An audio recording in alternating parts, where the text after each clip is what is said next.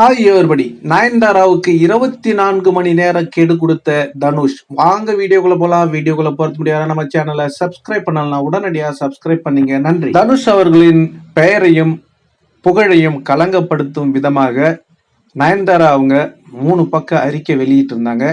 அதுக்கு பதிலடியா இப்போ தனுஷ் அவர்கள் எதுவுமே பேசல.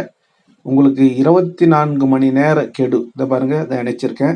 இது அவருடைய அட்வொகேட் இங்க வெளிப்படுத்தியிருக்காங்க. அதை பாருங்க, 24 மணி நேரம் கெடு இல்லை 10 கோடி ரூபாய் கையில கொடுத்துரு, இங்க பேச்சுக்கே இடம் கிடையாது, அப்படி கொடுக்கலன்னா நான் லீகலா ஆக்ஷன் எடுப்பேன் அப்படின்னு தனுஷ் அவர்கள் அதிரடியா தெரிவிச்சிருக்காங்க. கண்டிப்பா தனுஷ் அவர்கள் பார்த்தீங்கன்னாக்கா நம்ம நயன்தாராவுக்கும் சந்தோஷ் சிவனுக்கும் நிறைய உதவிகள் செய்திருக்காரு அப்படின்றத நான் சொல்லலைங்க, சந்தோஷ் சிவன் அவர்களே சொல்லியிருக்காரு. அதை இணைக்கிற பாருங்க. இதை பாருங்க, இதை இணைச்சிருக்கேன். 2008 நவம்பர் 15 சந்தோஷ் சிவன் அவர்கள் இந்த ட்வீட் போட்டிருக்காரு. இது அவருடைய ட்விட்டர் பக்கத்துல இருந்து நீக்கிட்டாரு. இதை பாருங்க, என்னுடைய வாழ்க்கையில நான் ரொம்பவும் கஷ்டப்பட்டு இருந்தேன், ஸ்ட்ரகிள், அதாவது கஷ்டப்பட்டு இருந்தாரு. அப்போ பாத்தீங்கன்னா நம்ம தனுஷ் அவர்கள் தான் வாழ்க்கை பிச்சை போட்டாரு அப்படின்றத நான் சொல்லலைங்க, அவரு சந்தோஷ் சிவனே சொல்லியிருக்காரு. வாழ்க்கை பிச்சை போட்ட ஒரு மனிதரை நீங்க முதுகுல குத்தணும்னு நினைக்கிறீங்க, இது எவ்வளவு பெரிய துரோகம் தெரியுங்களா? சந்தோஷ் சிவனும் நயன்தாராவும் பண்றது ரொம்பவும் துரோகம் அப்படின்னு தான் நான் சொல்லுவேன். ஏன்னா அவர் மனதை எவ்வளோ காயப்படுத்திருப்பீங்க நீங்க அப்படின்னா பாருங்க. அவரு உங்களுக்கு இவ்வளோ நல்லது செய்தும் நீங்க அவர் முதுகுல குத்தி இருக்கீங்க. அதனாலதான் அவருடைய மனசு கெட்டு போய் அவர் எதுவுமே உங்களுக்கு சொல்லாம அவர் தட்டு கழிச்சு போயிருக்காரு. நல்லா யோசனை பண்ணி பாருங்க. இவருடைய வாழ்க்கையில ரொம்பவும் கஷ்டப்பட்டு இருந்தார். சந்தோஷ் சிவனுக்கு யாருமே வாய்ப்பு கொடுக்கல. ஏன்னா இவருடைய படங்கள் அடுத்தடுத்து தோல்வி. இவருடைய எல்லா செய்கையும் பார்த்தீங்கன்னா இவர் கரெக்டாக ஷூட்டிங் வரமாட்டாரு, சொன்ன டைமுக்கு படத்தை முடிச்சு கொடுக்க மாட்டார் அப்படின்ற பேட் நேம் இவருக்கு இருந்துச்சு.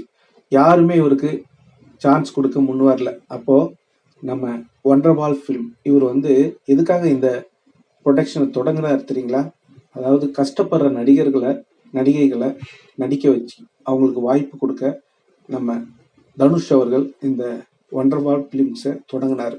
இது யாருக்கா தெரியுமா?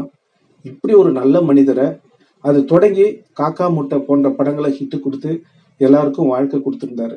இதெல்லாம் எல்லாருக்குமே தெரியும். அதுக்கப்புறம் நம்ம விஜய் சேதுபதி அவருடைய படங்கள் தொடர்ந்து தோல்வி படங்கள்லாம் வந்துச்சு. அவர் தோண்டு போயிருந்தார். இந்த ஆரஞ்சு மிட்டாய் போன்ற படங்கள்லாம் அந்த சமயத்தில் வந்த படங்கள் எல்லாமே ரொம்ப அவருக்கு கை கொடுக்கல. அப்போ அவங்களையும் சந்தோஷ் சிவனையும் கூப்பிட்டு அவங்களுக்கு ஒரு படம் பண்ணணும் அப்படின்னு நடிக்க வச்சு இன்னைக்கு அவங்க எல்லாம் நல்லா இருக்காங்க. ஆனால் தனுஷ் இப்போ கணக்காரனா இருக்காரு. உங்களுக்கே தெரியும், அவர் வாழ்க்கையில கஷ்டப்பட்டு முன்னுக்கு வந்தாரு. இன்னைக்கு ஓஎஸ் கடன்ல பெரிய வீடு கட்டியிருக்காரு. கடன் பட்டு இன்னைக்கு தவிச்சிட்டு இருக்கிற நேரத்துல அவருக்கு தெரியும் இந்த படம் நல்லா இல்லை, இருந்தாலும் நடிச்சாரு. ஏன்?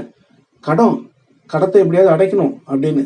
இன்னைக்கு கடன்காரனா இருக்கிற தனுஷ் அன்னைக்கு உங்களுக்கு வாழ்க்கை பிச்சை போட்டிருக்காரு. ஒரு 10 கோடி ரூபாய் கொடுத்தாதான் என்ன? நீங்க சும்மாவனு கொடுக்க தேவையில்ல, நீங்க 10 கோடி ரூபாய் நஷ்டம் பண்ணிருக்கீங்க. நானும் ரவுடிதான் என்ற படத்துக்கு நீங்க லவ் பண்றேன் அப்படின்னு சொல்லிட்டு அவருடைய ஷூட்டிங்க்கு வராம எல்லா நஷ்டப்படுத்திட்டீங்க. 6 கோடி ரூபாய் பட்ஜெட் படத்தை 16-17 கோடிக்கு செலவு காட்டியிருந்தீங்க. அதெல்லாம் அவர் ஏதாவது உங்ககிட்ட கேட்டாரா? இல்ல. இப்போ அவர் கேட்கிறாரு அப்படின்னாக்கா நீங்க புரிஞ்சுக்கணும், ஒரு மனுஷன் எவ்வளோ கஷ்டத்துல இருக்காரு, எவ்வளோ நமக்கு நன்மைகள் செய்திருக்காரு. இந்த 10 கோடி ரூபாய் அவருக்கு கொடுத்தா என்ன குறைஞ்சிட போகுது? அவர் சும்மா ஒன்றும் கேட்கலையே, அவருக்கு அந்த உரிமை இருக்கு. நீங்க எப்படி அவருடைய படத்துல இருந்து சீனையோ இல்ல பாடல் காட்சிகளோ நீங்க யூஸ் பண்ணலாம். அவர் முடியாதுன்னு சொன்னா முடியாது, அவ்வளவுதான். அவர் சொல்றது கரெக்டுங்க. தனுஷ் கரெக்டா இருக்காரு. இன்னும் சொல்லணும்னா அனிருத் அவர்களும் ஒரு 10 கோடி கேட்கணும். ஏன்னா அவருடைய பாடலும் அங்க இருக்கு. ஏன்னா இந்த நானூறு ரவுடி தான் அந்த படத்துக்கு இசை பார்த்தீங்கன்னா அனிருத்துக்கும் வாழ்க்கை கொடுத்தது யாருன்னா நம்ம தனுஷ் அவர்கள் தான். அதை எல்லாரும் மறக்க முடியாது.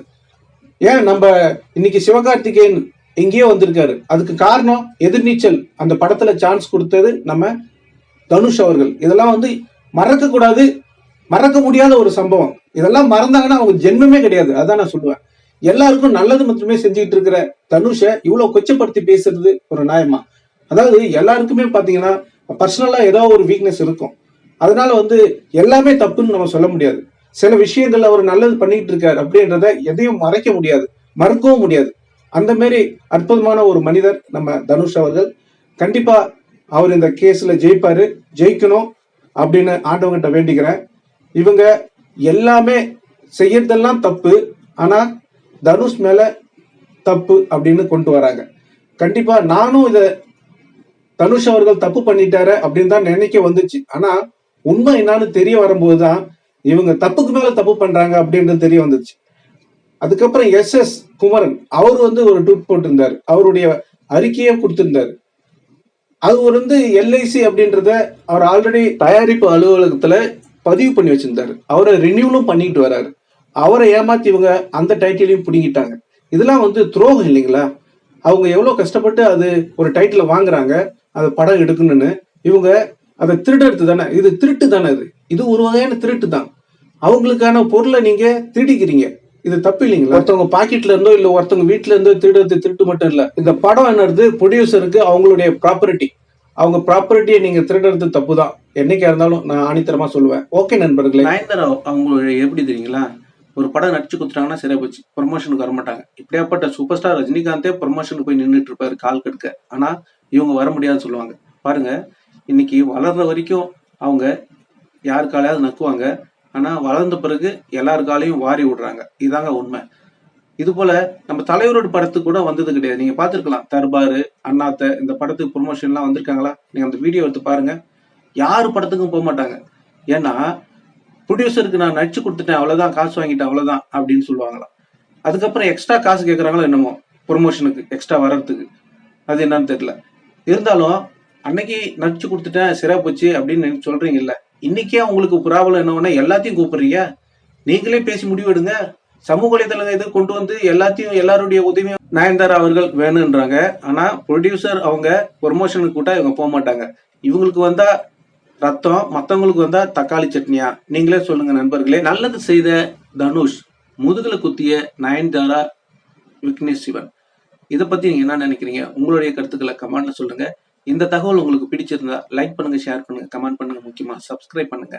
சப்ஸ்கிரைப் பண்ணக்குள்ள பக்கத்துல ஒரு பெல் பட்டன் வரும், அதை கிளிக் பண்ணீங்கன்னா 3 ஆப்ஷன் காட்டும். ஃபர்ஸ்ட் ஆப்ஷன் ஆல்ன்றதை செலக்ட் பண்ணீங்க. நன்றி, வணக்கம், ஜெய் ஹிந்த்.